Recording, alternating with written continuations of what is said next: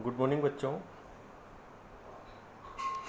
आज 10वीं की कक्षा में आपको विज्ञापन लेखन के बारे में बताएंगे। देखिए, विज्ञापन लिखना तब बहुत आसान हो जाता है जब हम आपको एक टॉपिक दे देते हैं और कहते हैं कि इस टॉपिक पर आप विज्ञापन लिखिए, विशेषणों का प्रयोग करें और विज्ञापन एक अपील करता हुआ हो, विज्ञापन सुंदर दिखे, आकर्षक दिखे और बहुत सी बातें हैं। लेकिन विज्ञापनों के लिए कंटेंट तैयार कैसे करें, उसके लिए कैसे आप चीज़ें जुटाएं, क्या क्या विज्ञापन के लिए प्रयुक्त होगा। तो सबसे पहले सबसे ज़रूरी विज्ञापन के लिए होता है विशेषण और एक विषय। विज्ञापन का एक विषय आपके पास हो। मेरा आपसे एक सवाल है कि आज के समय में बहुत से ऐसे विज्ञापन होते हैं जो आपको नागरिकता बोध कराते हैं, सिविक सेंस को लेकर। आप अपने आसपास बहुत से विज्ञापन देखते होंगे, सफाई रखें, यहाँ ना बैठें, यहाँ ना थूकें, यहाँ ऐसा ना करें, दीवार को गंदा ना करें। कितनी तरीके की चीज़ें हैं जो हमें सिखाई जाती हैं।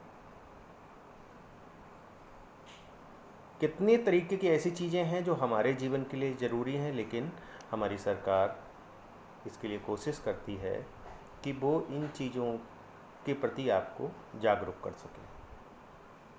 सबसे बड़ा सवाल है जन जागरूकता। तो आज के समय में जन जागरूकता को बढ़ाने वाले जो विज्ञापन हैं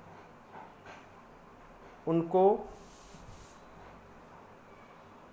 बड़ा महत्व दिया जाता है।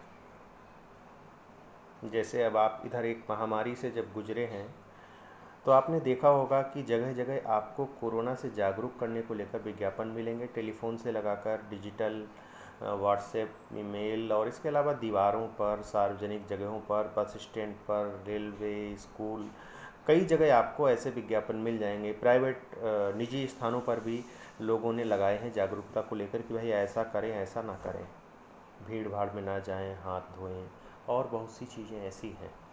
तो आज मैं आपको कुछ ऐसा ही काम दे रहा हूँ।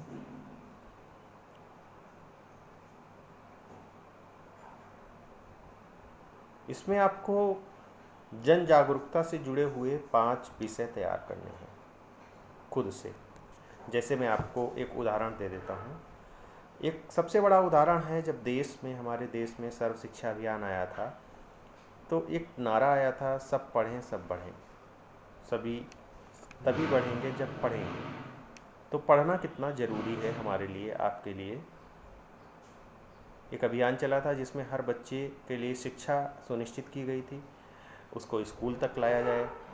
क्योंकि गाँव की दिक्कतें हैं कि जो लोग पढ़े लिखे नहीं हैं वो बच्चों को पढ़ाने में भी उतना यकीन नहीं रखते। तो उनको प्रेरित करने के लिए कि अगर आप पढ़ेंगे तो आगे बढ़ेंगे। तो एक नारा गढ़ा गया कि पढ़ें सब पढ़ें आगे बढ़ें। और इसके लिए एक बड़ा अच्छा विज्ञापन भी तैयार किया गया था। एक पेंसिल है जिस पे 2 बच्चे बैठे हुए हैं, एक लड़की है, एक लड़का है। तो प्रतीक थी कि पढ़कर ही हम आगे बढ़ सकते हैं, यानी पेंसिल के सहारे, लिखने के सहारे। जब हम लिखना पढ़ना सीखेंगे तब हम आगे बढ़ सकते हैं। ऐसे ही एक बार एक नारा गढ़ा गया था, नारा क्या पूरा गीत था लेकिन खूब चला था कि लिखना पढ़ना सीखो ओ मेहनत करने वालों। तो ये चीज़ें कहीं ना कहीं हमारे दिलो दिमाग में घर कर जाती हैं, दिलो दिमाग में बैठ जाती हैं।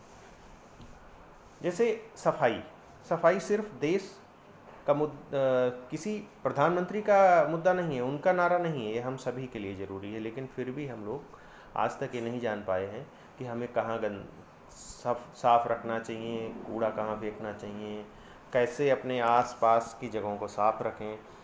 तो इन सभी के लिए जन जागरूकता के बहुत से विज्ञापन तैयार होते हैं। इस तरीके के विषय आपके आसपास बहुत से होंगे जिन पर आपको लगता होगा कि पब्लिक को, लोगों को एक संदेश जाना चाहिए और लोगों को प्रेरित करना चाहिए। तो ऐसे कोई आप 5 विषय तलाश करिए और उनके साथ कोई एक विशेषण का प्रयोग करिए और इनको तैयार करके आप मुझे व्हाट्सएप पे भेज दें। फिर हम लोग इस पे चर्चा करेंगे और बताएंगे कि आगे इस विज्ञापन को तैयार कैसे करना है। तो आज की क्लास में ये 5 विशेषण आपको लिखने हैं, 5 टॉपिक आपको लिखने हैं और उन्हें लिखकर आपको मुझे सेंड करना है।